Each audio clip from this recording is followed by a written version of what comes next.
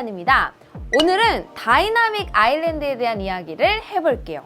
아마 지금쯤이면 초기 구매자분들은 저처럼 짠! 이렇게 받아서 한 번씩 보셨을 것 같고요. 또 구매자가 아닌 분들이라고 하더라도 작동 방식은 많이 보셨을 것 같아요. 저는 기능 자체보다는 우리가 이걸 단순히 노치의 해결책이나 새로운 알림 방식, 애플의 뛰어난 UI 디자인으로만 평가해서는 안 되는 이유, 그리고 앞으로 이걸 통해서 뭘 하고 싶은 건지 저의 생각을 공유하도록 하겠습니다. 물론 현재 다이나믹 아일랜드는 키노트에서 발표했던 친구와 문자를 하는 중에 차량이 언제쯤 도착하는지 알려주는 기능, 이조차도 올 하반기에 제공이 될 예정이라고 하니까 우리가 완전하게 애플이 원하는 대로 사용하게 될 때까지는 다소 시간은 필요해 보입니다. 우리가 새로운 기능과 개념에 대해서 쉽게 감을 잡을 수 있는 방법은 기존에 잘 알고 있는 것들과의 비교를 통해서 새로운 요소의 형태를 구체화하는 것입니다. 많은 분들이 이 다이나믹 아일랜드가 스마트폰 역사상 가장 쿨한 방식의 알림이라고 평가를 하고 있는데요. 그렇다면 우리는 이 알림이라는 것에서부터 시작을 해보죠. 우리가 기존에 정보의 알림을 받을 수 있는 대표적인 방법인 배너와 위젯과 비교를 해서 어떤 점이 다른지 먼저 이야기해봅시다. 먼저 정보의 성격 측면에서 보면 배너는 주요 사건이 발생했다, 아니면 특정 마일스톤을 지났다는 정보를 줍니다. 아이메시지나 메일이 도착을 했을 때, 혹은 배달 음식이 출발을 했다, 거의 다 도착했다, 완료가 되었다 같이 마일스톤에 따라서 정해진 정보를 알려주죠. 반면 위젯은 정보 자체보다 가로가기 성격을 많이 띠고 있고요. 거기에 제한적으로 지원을 한다면 현재 상태를 알려줄 수도 있습니다. 위젯이 보여주는 정보 중에 대표적인 것이 활동링이나 배터리 상태가 있겠죠. 다이나믹 아일랜드는 내 아이폰이 속해 있는 세계에서의 중요 정보가 있거나 아니면 특정 상태가 변화 중이라는 정보를 실시간으로 알려줍니다. 정보 성격 측면에서 위젯과는 상당히 차이가 나고 배너와 비슷한 듯 보이지만 배너는 특정 이벤트의 단면을 보여준다면 다이나믹 아일랜드는 과정 자체를 실시간으로 트래킹하는 성격이라는 점에서 조금 차이가 난다고 이해하면 되겠습니다. 알림 시점 측면에서 보면 차이가 더 명확한데요. 배너는 조건 트리거, 즉 앞에서 말한 주요 사건이 발생했을 때 그 시점의 정보를 요약해서 바로 보여줍니다. 위젯은 알림 시점이랄 게 없죠. 상시 정해진 리프레시 주기에 맞춰서 정보를 업데이트합니다. 단, 위젯은 위치가 지정이 되어 있잖아요. 그래서 우리가 적극적인 알림을 받는 것은 아니에요. 시점 측면에서 다이나믹 아일랜드가 재밌는 부분이 아이폰과 앱이 판단해서 지금 내가 실행하고 있는 앱이 아닌데도 불구하고 필요하다고 판단하는 앱을 선택하고 관련된 정보를 다이나믹 아일랜드를 통해서 보여주게 됩니다. 즉, 아이폰이 지금 내가 실행하고 있는 앱과 아무 상관이 없지만 갑자기 이 정보 중요할 것 같은데 빨리 보여주자 판단하면 최상단의 그 정보가 뜨는 거죠. 다음으로 이 알림을 받을지 말지 선택할 주도권이 누구에게 있나 보면 배너는 유저의 소극적인 동의를 받습니다. 보통 앱을 처음 실행할 때 알림을 받겠냐고 물어보죠. 이때 사실 거절하기 힘들어요. 혹시나 중요한 정보를 놓칠 수도 있을까 싶어서 어떤 조건으로 선별이 되는지 모르는 채 그냥 소극적 동의를 하는 경우가 더 많습니다. 반면에 위젯은 유저의 아주 적극적인 선택을 통해서 애플이 허락한 위치에 배치하는 과정을 거쳐야 하죠. 하지만 다이나믹 아일랜드는 이 선택 주도권이 아이폰과 앱의 판단에 있습니다.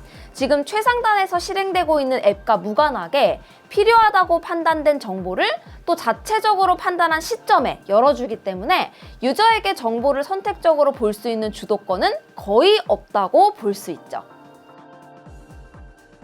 목적 측면에서 보면 배너는 정보 확인, 그리고 나아가서는 다음 액션을 위한 앱 전환을 유도합니다. 위젯은 바로가기의 성격이 가장 많은 것 같고 제한적으로는 참고할 만한 정보 정도? 그리고 다이나믹 아일랜드는 일종의 아이폰 버전의 실시간 중계 방송 같은 용도라고 볼 수 있습니다.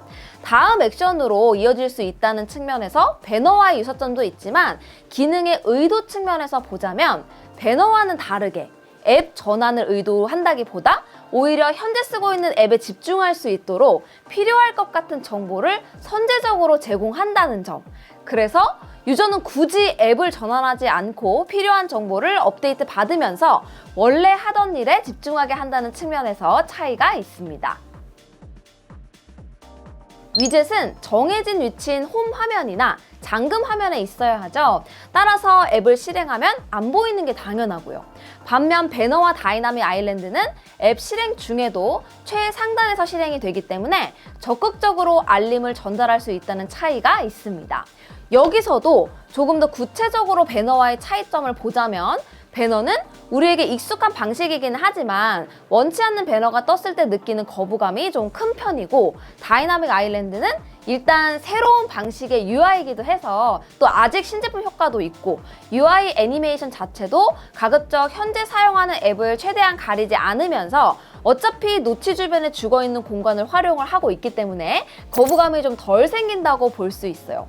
솔직히 배너보다 더 지멋대로인 알림 방식인데 이걸 즐거운 요소로 만든 건 역시 UI의 장인 애플답죠. 다이나믹 아일랜드의 특징을 이제 구체화했으니까 이제 다이나믹 아일랜드가 꿈꾸는 아이폰의 미래는 무엇인지 여기에 대해서도 이야기해보도록 하겠습니다. 아직은 애플 네이티브 앱 위주로 지원을 하는데요. 머지않은 미래에 서드파티 지원이 확대가 되면서 다이나믹 아일랜드는 일종의 아이폰 실시간 전광판이 될 거라고 볼 수 있습니다. 내가 지금 원하지 않는데도 아이폰이 비가 올 것 같으면 기상 예보 변화를 전광판을 통해서 보여주고 아침에 일어나서 메일을 확인하는 중에 알아서 오늘 도착할 택배는 몇 개인지 알려주고 사라지겠죠. 점심에는 주문해둔 음식이 언제 도착을 하는지 인스타그램을 하는 중에도 앱 전환 없이 바로 알 수 있고요. 결국 애플이 만든 것은 노치의 단점을 해결하기 위한 해결책이 아니라 아이폰 마음대로 활용할 수 있는 유저와 가장 적극적으로 소통할 수 있는 창구를 새롭게 열었다고 생각하시면 됩니다. 앞서 봤듯이 이 새로운 창구의 주도권은 거의 애플이 갖고 있습니다. 앞에서는 제가 애플과 앱이 갖고 있다고 했지만 결국 앱 개발자가 원하는 만큼 이걸 활용하기는 어려울 거예요. 그러면 애플은 무엇이 하고 싶은 걸까요? 솔직히 저도 잘 모릅니다. 그런데 써볼수록 제 생각은 조금씩 뚜렷해졌어요. 저는 애플이 본격적으로 아이폰을 벗어나서 새로운 현실과의 접점을 찾는 과정에 있다는 생각이 들었습니다. 그리고 가장 먼저 만나게 될 새로운 현실은 결국 가상현실이 아닐까 싶어요. 제가 오큘러스도 꾸준히 사용을 하고 있는데요.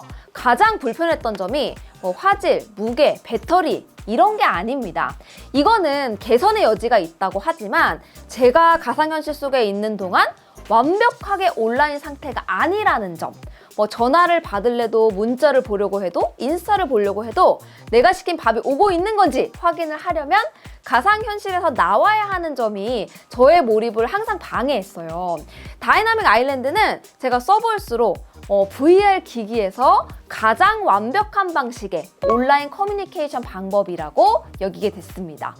아마도 아이폰을 통해서 유저가 사용하는 다양한 앱들 속에서 어떻게 알림 우선순위를 정하고 빈도를 정할지 스터디를 하고 또 그때 유저의 거부감도 알아볼 수 있겠죠. 어느 정도의 정보가 어느 빈도로 제공이 될 때 지금 속해 있는 세계에서 탈출을 하지 않고 오래 머물 수 있을까? 이것에 대한 고민의 결과물이 아닐까 싶습니다. 이게 아이폰만 할 수 있는 것은 아니겠지만 또 쉽게 따라할 만한 것도 아닙니다.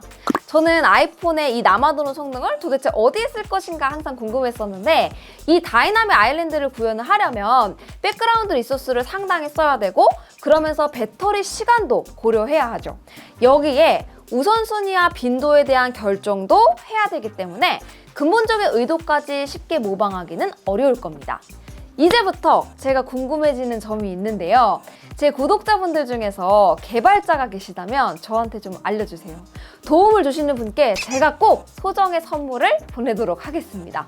첫 번째, 개발자들에게 공개된 다이나믹 아일랜드 관련된 가이드라인 혹은 사실 더 궁금한 건 제약사항에 대한 안내가 있었는지 궁금해요. 그리고 두 번째는요. 있었다면 애플에서 이 공간에 대해서 어느 정도의 주도권을 주는지 궁금합니다. 개발자 누구나 업데이트를 통해서 다이나믹 아일랜드를 쓸 수 있게 되는 건지 아니면 애플의 특정 절차를 거쳐야 하는지 궁금해요. 왜냐하면 지금은 신기능이라 그렇지 이 한정된 공간을 쓰고 싶어하는 앱을 많아질 거고 또 그러면 빈도가 더 늘어나게 될 텐데 빈도가 너무나 늘어나게 되면 결국 유저는 거부감을 느낄 수밖에 없을 거잖아요. 이 판단을 어떻게 하려고 하는지 정말 궁금합니다.